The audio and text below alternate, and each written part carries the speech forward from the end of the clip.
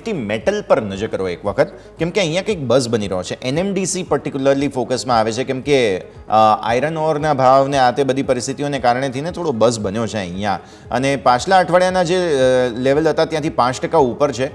જે પ્રાઇસીસ છે આયરન ઓરના ભાવ વધ્યા એના કારણે થઈને એનએમડીસીમાં કંઈક બઝ બન્યો છે. તો નિફ્ટી મેટલની પહેલાં વાત કરીએ અને પછી એનએમડીસીની વાત કરી લઈએ આપણે. યજ્ઞેશ,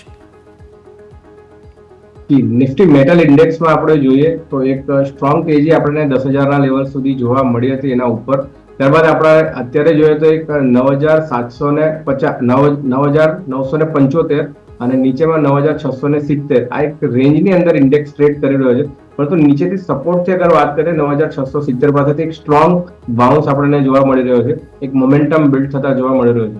અને આપણે કહી શકીએ કે સેક્ટરની અંદર તેજી એક જોવા મળી રહી છે, એક સ્ટાર્ટ જોવા મળી રહ્યો છે.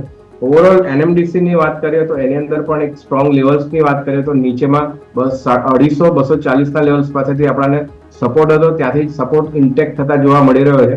આ એક મોમેન્ટમ આપણને રિવર્સલ જોવા મળી રહ્યું છે.